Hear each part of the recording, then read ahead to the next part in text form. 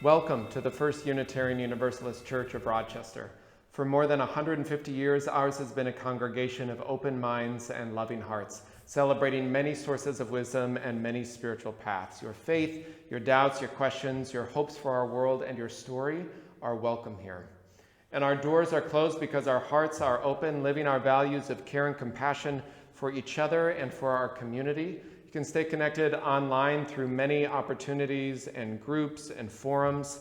If you're a newcomer and wanting to learn more about our church or how to get involved, you can visit our website or contact our staff. There's a visitor form to fill out where you can have access to all these new member and newcomer videos about our history, how to get involved, what our church is all about, including an online virtual membership class as well. So if you're interested in that, welcome. We're glad you're here and joining us in this time of distance, and we hope you can find ways to get connected. Also, if you're interested in any small in-person gatherings this spring, as the weather has gotten warmer and we can be outside more comfortably in Minnesota, we're going to have Tailgate Coffee Hour, which actually starts today.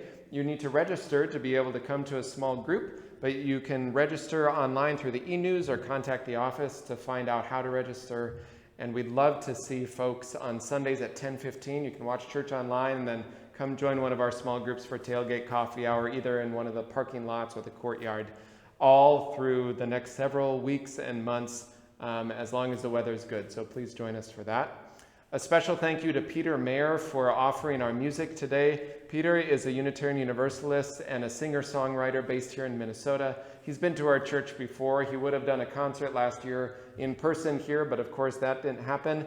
And some of you may have joined the concert last night online. If you're interested in it but couldn't join, you can contact the office for the link for that recorded live Zoom concert as well. Thank you, Peter, for offering your music today, including one of our beloved hymns that you wrote that's in our hymnal, Blue Boat Home. So glad to have you with us. And you can also join us this Wednesday night for a special conversation. It's a reread of one of our Justice books this year, An Indigenous People's History of the United States. So whether you've read it or not, just excerpts or all of it, you can join us this Wednesday at 6:30 for this forum. It'll be facilitated by one of our church members, Roxanne Schleisner, who led that small group earlier this year as well. Please join us Wednesday night at 6:30. Finally, the offering will go to support the mission of this church, including our Human Needs Fund, which offers emergency financial assistance to members and friends. Thank you for your generosity. And in the words of the Reverend Eliza Tupper Wilkes, minister of this church in the 1870s, may our faith in humanity and our message of hope and good cheer light our way. It's good to be together. This is the Unitarian Universalist Church. This is the church of the Flaming Chalice. This is the church of the open mind. This is the church of the loving heart, where friends come together and share.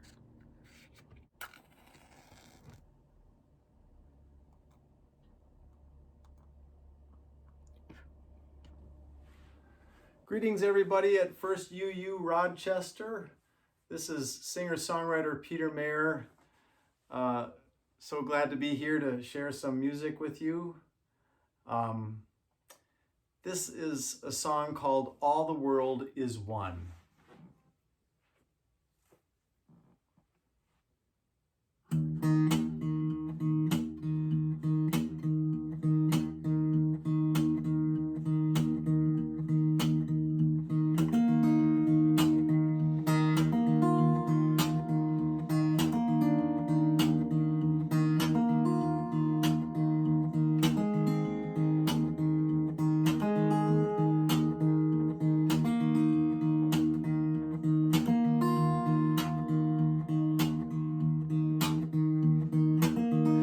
Say that you stand apart, put a fence around your yard. You can build a tall rampart, guard it with a gun. You can dig yourself a moat, burn the bridge, burn the boat. It won't matter that much, you know, 'cause all the world is one. All the world is one.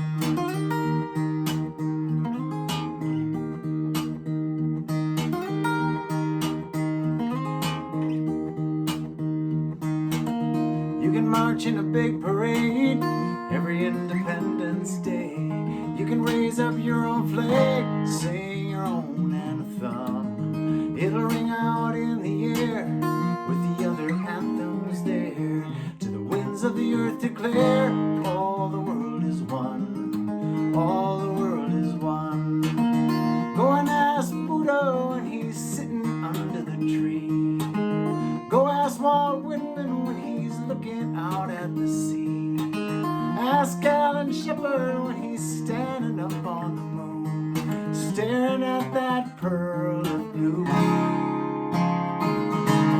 Ask an atom in the breath you take. Ask the water by the riverbank. Ask a strand of DNA that's written in your blood. One life running in your veins, one life with one big bang. You can try and separate it, but all the world is one. All the world is one.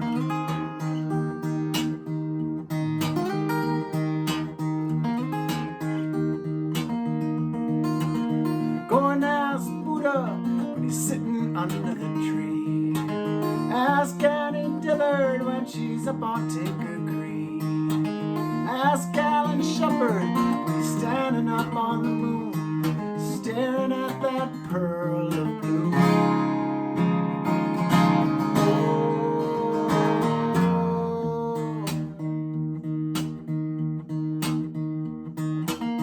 You can take an outbound train, try to make a getaway.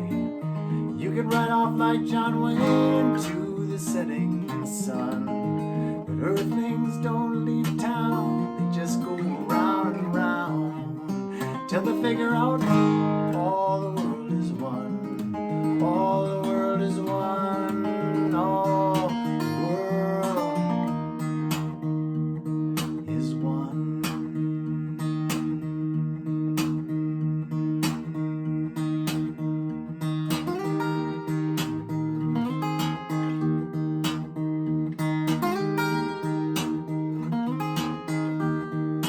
All the world is one.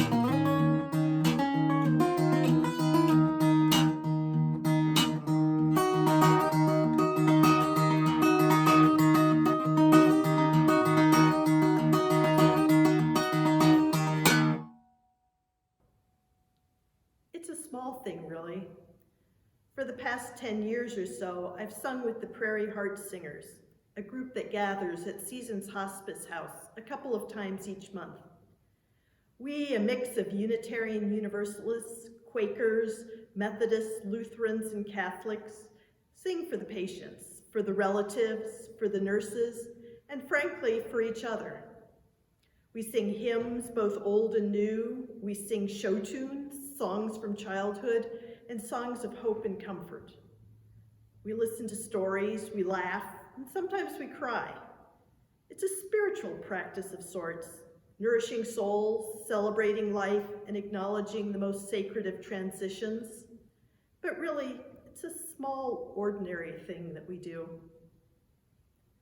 Although these visits haven't been possible this past year, I've been thinking in this year filled with reflections about all the bits and pieces that create a community.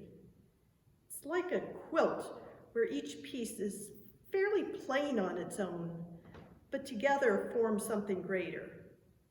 Or all these virtual collaborations where we each submit our small parts and then they're joined together to create something bigger.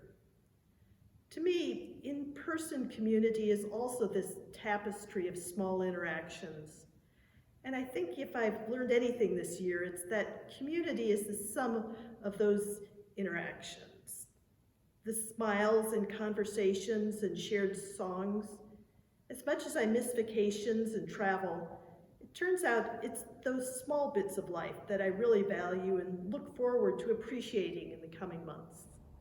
Sometimes people will ask me, do you have any regrets? Anything that you wish that hadn't happened?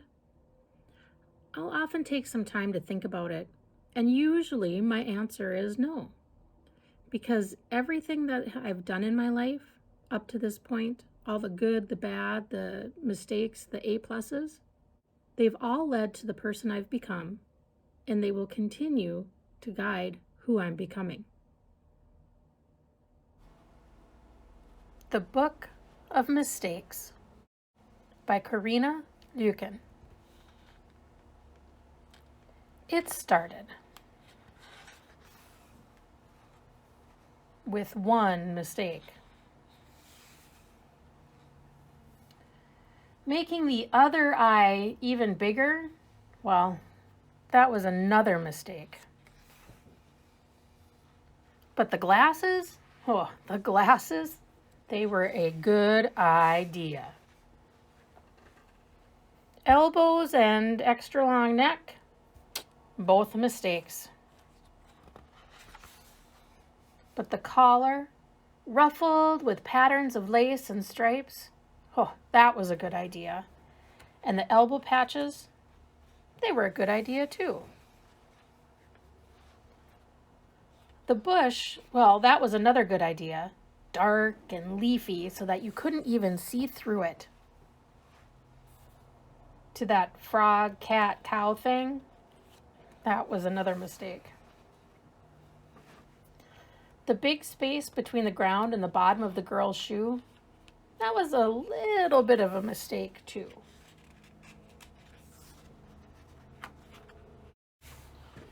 But the roller skates, those were definitely not a mistake. The second frog, cat, cow thing, well, that made a very nice rock. And the girl with the very long leg, looks like she always meant to be climbing that tree. Even the ink smudges scattered across the sky looked as if they could be leaves, like they'd always wanted to be lifted up and carried. And what about that girl?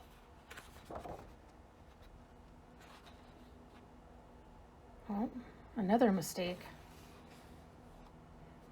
Oh, string, balloon, strings, balloons, strings, balloons, that tree. That tree.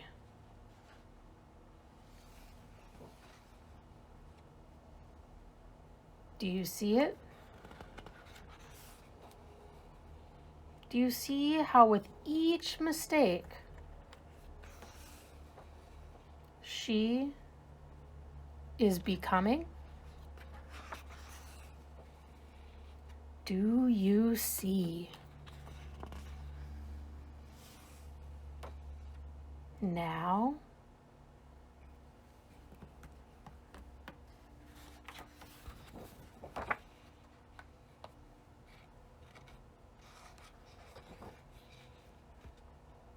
do you see it now? Who she could be?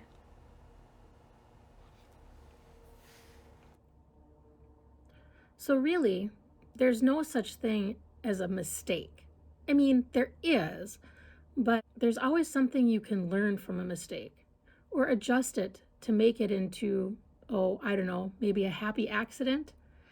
Make it into something positive as often as you can, because that will help shape who you are constantly and continually becoming.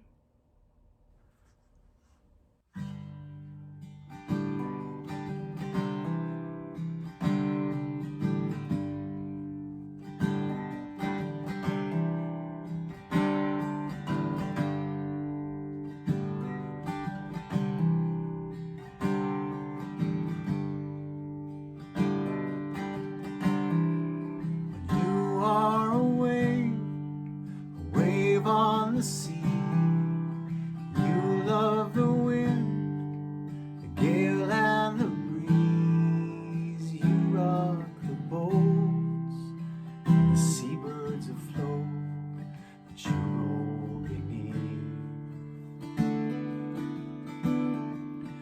You mirror the sky, you catch the sunlight. You take a moonbeam, make it it look like? A glittering diamond, a quivering flame when you are away. When you are away, a wave on the sea.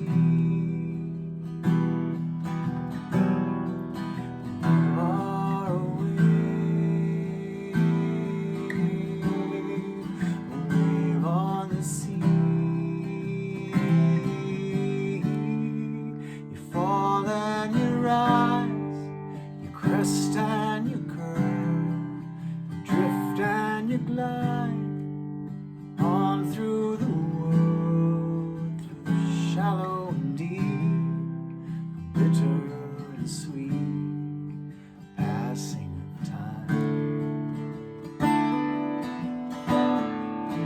On through the world, or is it more true that the whole world moving through you, because the water you made is never the same when you are away. When you are away, a wave on the sea.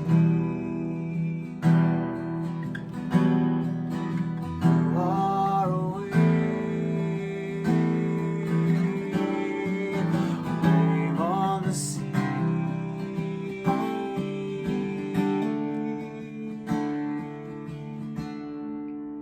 And when you see the shoreline ahead, you may be afraid that you've reached the end of the fine, glorious ride on which you have been.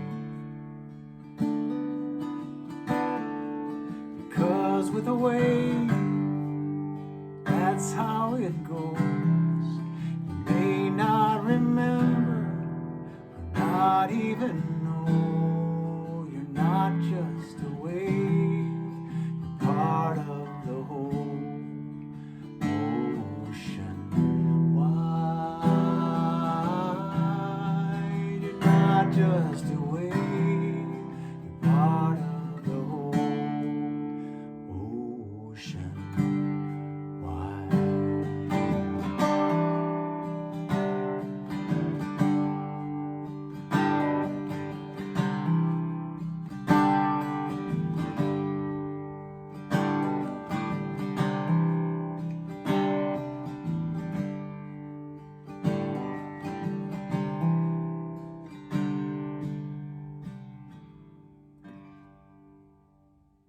Good morning. It is good to be with you. We are still physically separated, but are seeing a light in the future as we look forward to being together again. For now, we continue to gather in this virtual way as we create a place of communal caring and connection. Be enriched by the virtual presence of each other and draw yourself into the heart of love at this time of service and reflection. In this time together, we ask that our minds be open, our hearts welcoming, and our arms embracing. Here we honor all who support us in this caring, loving, and all-inclusive ministry. We send gratitude to Julie Gilkinson, serving as our caring coordinator for the last 2 weeks, arranging care for our members and friends in need. Jessie Finch will take over tomorrow for the next 2 weeks, and we thank her for that. The members of our caring committee are wonderful examples of our compassionate community, holding us up as we go through challenging and happy times. During this time of increasing needs in our lives and community, we encourage you to reach out for support and help if you are experiencing challenges. Many of us may need additional care, whether it be personal pastoral care, grocery delivery, or an errand run, and we encourage you to reach out to Reverend Luke or myself with that request. We thank all of you who have served our congregation and helped our congregants in this way over the last few months.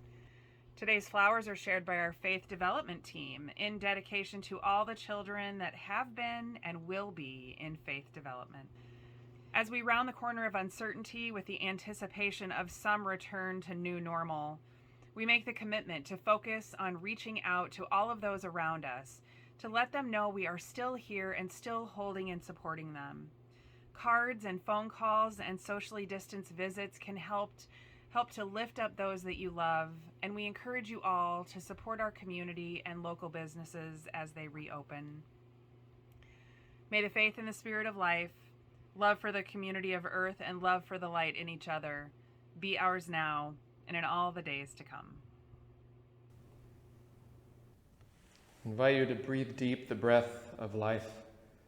Center down, feel below you the earth and its ancient turning, feel above you the sky, and above that the stars shining with their ancient light of which you are made, holding you in this moment here, right now, this breath. May you know in this house you are named and you are known as beloved, as sacred, as welcome.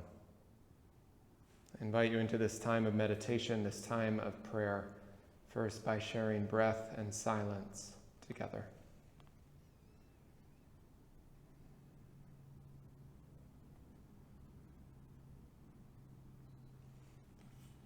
Spirit of life and source of love, God of 1,000 names and beyond all naming, imperfection is sometimes a very hard thing. We work our whole lives trying to make our way, create a life and a world where we think we know what we're doing or we're trying to know. May we be gentle with our mistakes, gentle with our failings, gentle with each other as we move through this fog of not out of the woods yet pandemic time, with our souls so weary and our patient worn thin.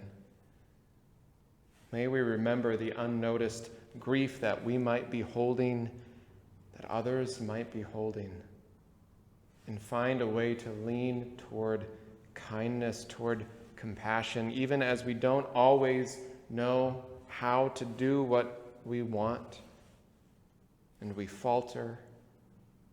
But may we falter in the right direction, toward love.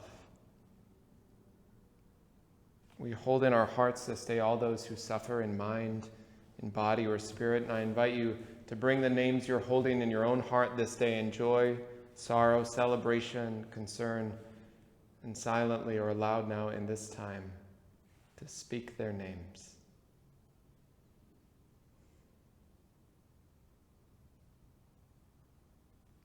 For all those names, spoken, unspoken, may we be forever grateful for the fabric of love and of life that weaves us together. May those threads hold us in love and in strength. These words of meditation come from Barbara Kingsolver. The poet writes, "In my own worst seasons, I've come back from the colorless world of despair by forcing myself to look hard for a long time at a single glorious thing. A flame of red geranium outside my bedroom window, and then another, my daughter in a yellow dress, or another, the perfect outline of a full, dark sphere behind the crescent moon. Until I learn to be in love with my life again. Like a stroke victim retaining and retraining new parts of the brain to grasp lost skills, I too have taught myself joy over and over again." Amen.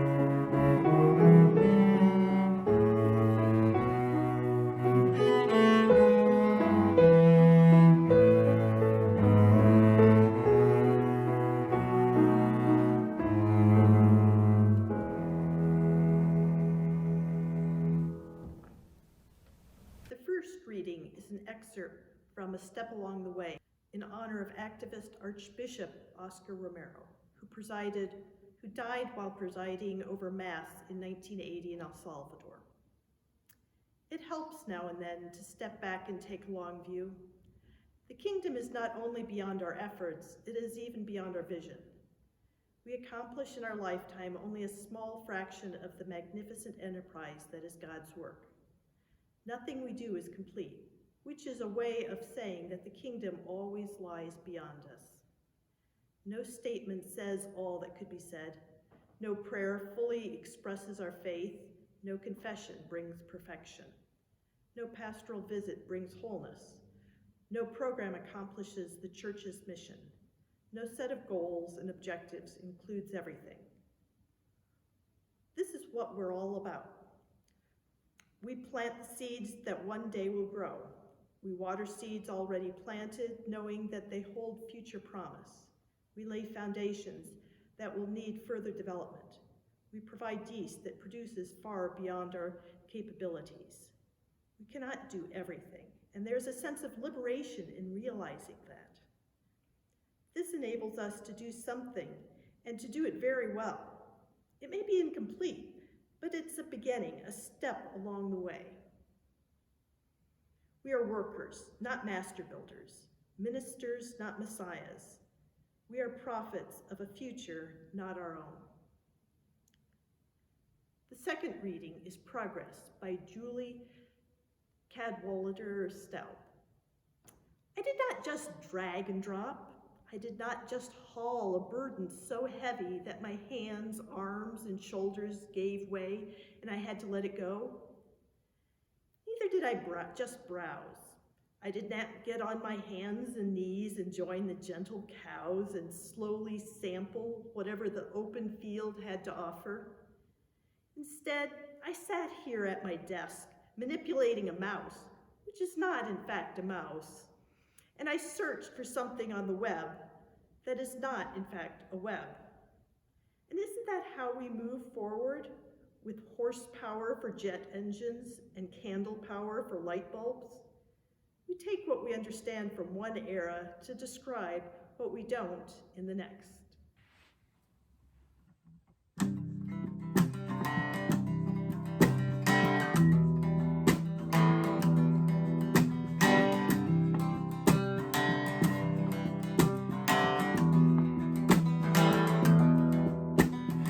All of the thousand years that have passed, days that have gone by, and the countless astonishing things that have happened, like the first star to turn on a light in the sky, or like the sun being born, or the earth being formed, or the first twitch of life in the depths of the sea, the very first flower to brighten the world, the very first he, very first she. There was no one to see it or say, oh my God, no one to laugh or to weep, and now only one can uncover the story and search through the clues. It is you, human, human.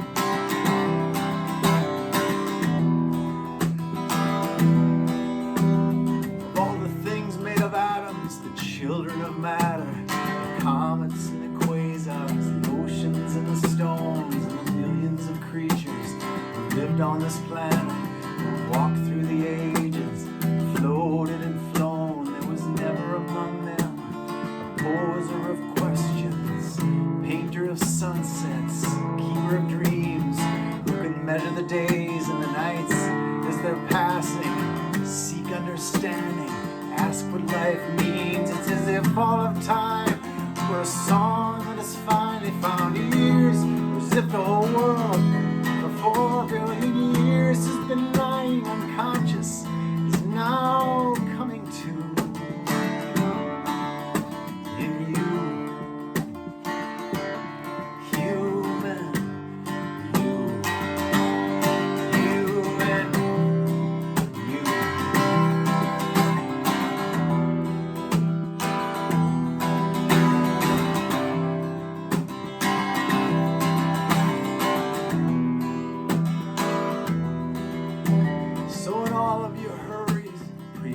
preoccupied worries about when your next meal or next paycheck will come. And your hopes and ambitions, your quest for possessions, your search for self-worth and for sex and for love. Just remember that there is a deeper dimension, wider communion of which you're a part. There's a whole universe that's evolving, unfolding. You are its consciousness, you are its heart.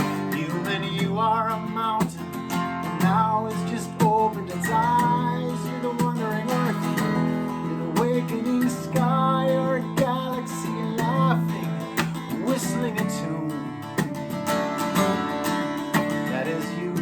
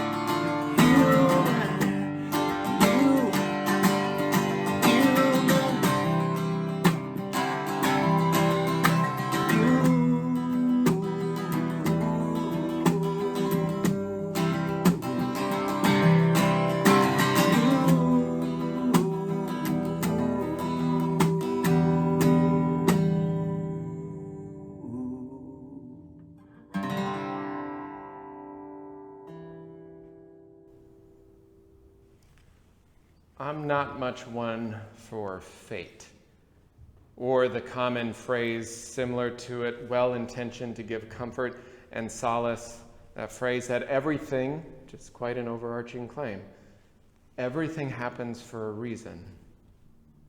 I know why it's said, and at times I myself have said it or found it appealing too, maybe the sentiment of it at least. Now, it would be possible to quickly drill down into all the nuances or the semantics or etymology and meanings of words and phrases that we use. And that might bring about good conversation, good learning, and different perspectives of what people mean when they say it, perhaps different than how it's sometimes received. Mostly I think about the times I've been with a family or a loved one driven down by grief or by illness or despair. And to say there is a reason for that feels not just untrue, to me at least, but potentially hurtful. Maybe instead I'm drawn to what some people may mean when they say that, the intention behind it, or believe about it.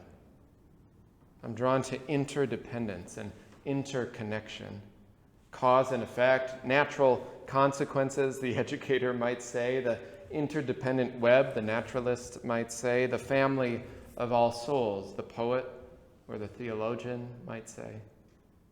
Instead of the idea that there is some puppet master deity of hidden meaning underneath all things, all happening according to some plan, sometimes, as the bumper sticker says in slightly different language, things happen. They just do. And the miracle is every once in a shining moment, there's a type of possibility that can open up when things happen within our heart or mind or soul, and we can make meaning out of something. That we can make our own reasons for it causing or sometimes forcing us to learn something about ourselves, about someone else, about the world. Not that it was meant to happen or should have happened at all, but maybe we can learn something from it. Maybe compassion can grow from it. People and cultures have done this sometimes for the very sake of survival for millennia, making meaning out of chaos and despair. Not that it should have happened in the first place, and not that there aren't negative long-term effects sometimes. But at the same time, folks seem to embrace a spirituality, a theology, a philosophy of both and that invites us, compels us to not let despair have the last and final word. Or as poet Barbara Kingsolver writes, to fall in love with our life, to teach ourselves joy again and again and again. The interdependent web of all existence is the focus of our seventh principle as Unitarian Universalists. It's a way to understand both our greatest potential and our greatest challenge, the way that our lives and our existence are woven together increasingly in a globalized world. It's a source of beauty and strength, allowing a type of interaction with the world. Its diversity of people and places broadens our perspectives, challenges our assumptions, and spiritually, one way to talk about it is that it makes the soul grow. It also reminds us of how fragile we are and how fragile this web is, how intricately connected we are. And we have felt and known that in new ways maybe this year, as cultures and peoples have known before us, as our planet knows. The depth of our impact on the air we breathe, the water we drink, the land we inhabit, and an uncertain future for everything. It reminds us, as trials continue, how we don't always learn from our mistakes as individuals, as communities. We don't always move through mistakes, as the story that Amy told today, by adapting and changing and creating something new and beautiful with our intention. Sometimes our intention doesn't happen the way we thought it would, and something happens for no good reason to what we had planned or hoped for. We are still learning if we're paying attention. We're always learning. And the biggest mistake is not the actual mistake. We know that. The biggest mistake we can make is failing to learn from mistakes, or at the very least wonder what we might know now or do differently because whatever happened. And isn't this how we move forward, writes the poet Julie Cadwalder Staub. Isn't this how we move forward, she says, with horsepower for jet engines and candle power for light bulbs. We take what we understand from one era to describe what we don't in the next. Taking what we understand to describe what we don't. Sometimes we just don't understand things. Sometimes we don't realize how our words or our actions will impact those around us, our community, even ourselves. Sometimes, no matter how well planned, how clear a vision, no matter the amount of confidence or certainty we have, things happen. And the question is, what then? Beth shared about how story is connected together in singing, in times of thresholds in life. How story is connected with actual strands and thread in quilts that we as people and cultures and the world are woven together, stitch by stitch, into a whole. It reminded me of the importance of scaling things down sometimes to something I like to think about as soul-sized, something our soul, our heart, our mind, our energy can actually manage and attend to, something we can pay attention to. And this is what we're about, writes Ken Utner to honor Oscar Romero. We plant the seeds that one day will grow. We water seeds already planted, knowing they hold future promise. We lay foundations that will need further development. We provide yeast that produces far beyond our capabilities. We cannot do everything, he writes, and there is a sense of liberation in realizing that. It may be incomplete, but it is a beginning, a step along the way.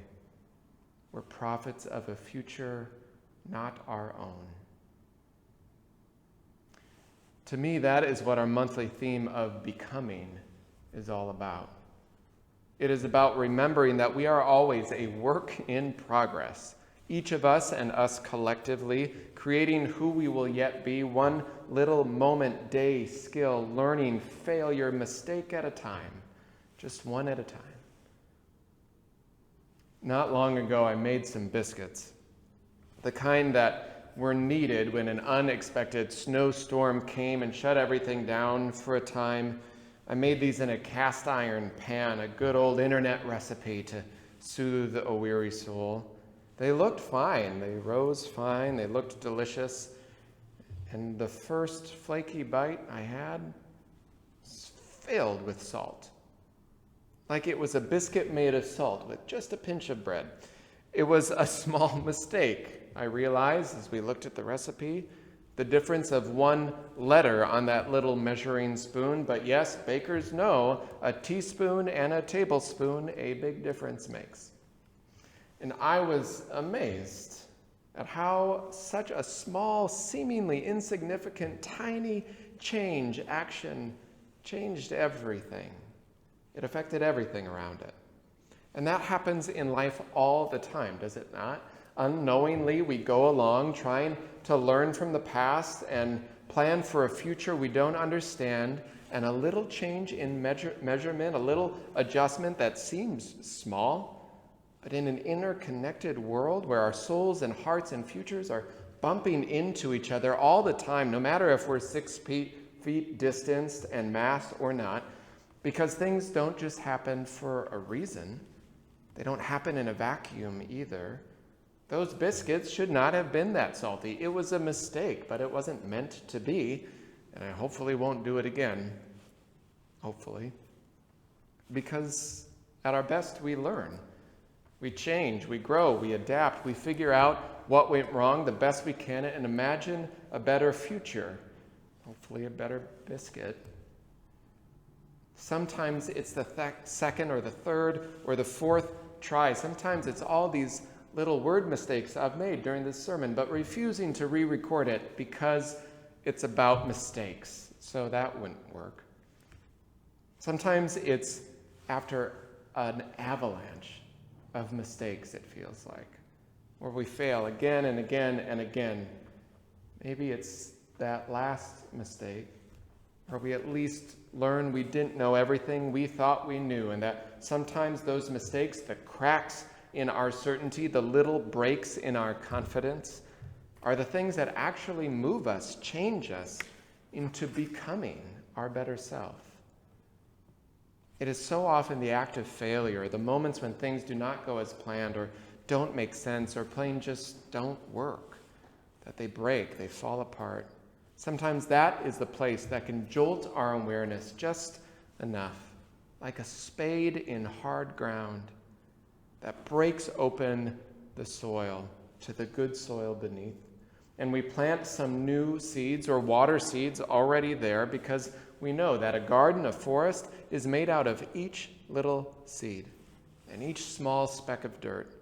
An ocean, likewise, made out of each drop of water, the beach out of grains of sand, herd immunity out of every single vaccine shot, and life is made out of each soul, each breath.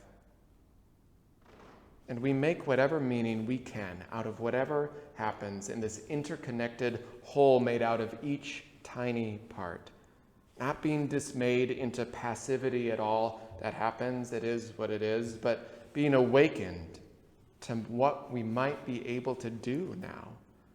We stitch what we can together, one moment, one soul-sized moment at a time, to find our way toward a future not just our own, to take what we understand of our world, of our lives, and begin to describe what we don't understand of what comes next, and to be liberated by the reality that we can't, nor should we, be able to do everything, accomplish everything, be perfect. And in so doing, we take the soul-sized seed of learning, of growing, and those take root one at a time until something new can grow. Well, thanks everybody at First UU Rochester for inviting me to be with you today. I'm really grateful for the opportunity to share some music with you all. On this final song, I'd like to invite you to sing with me if you feel so inclined. And this is Blue Boat Home, celebrating our life together on this turning earth. So thanks again. I'm going to put my glasses on for this one.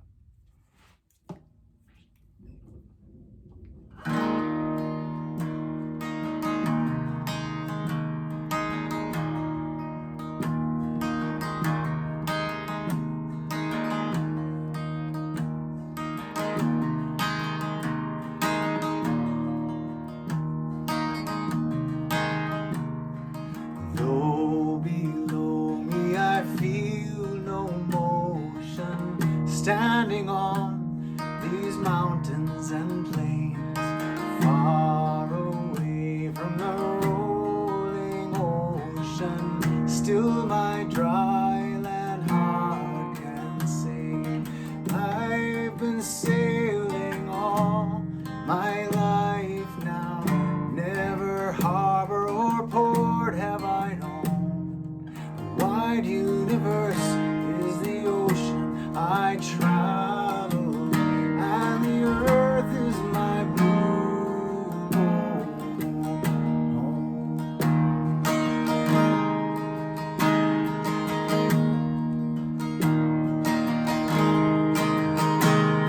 Sun, my sail, moon, my rudder, as I ply the starry sea, leaning over the edge in wonder, casting questions into the deep, drifting here with my ship's companions, all we kindred pilgrim souls, making our way by the lights of the heavens in our beautiful blue boat home.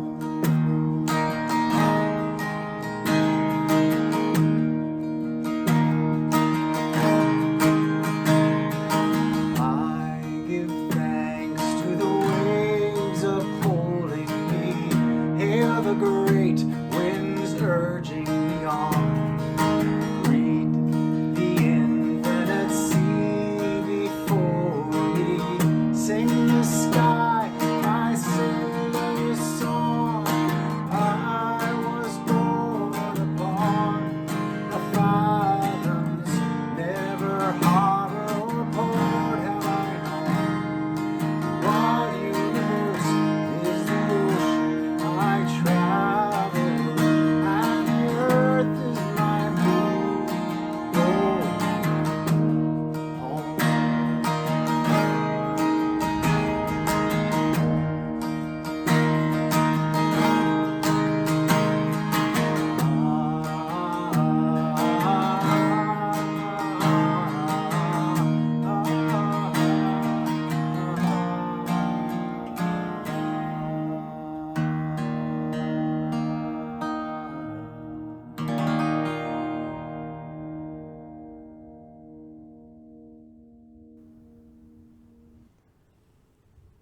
Take a deep breath. For over a year now, I've tried to end the service with some neat final summation of something to bless your week, to take with you wherever you're going, and to remind myself of what I tried to say. And I can't really tell you how many times I'd get up here in front of this camera and I would start a benediction and I'd have to stop and kind of walk off the chancel and mumble to myself, that didn't make any sense. That's not going to help anybody. And so I offer you this, an unfinished benediction, to take from it what you can, to remind ourselves we make mistakes. We don't always know what to say. We don't always know what to do. And that's okay. May that be a blessing.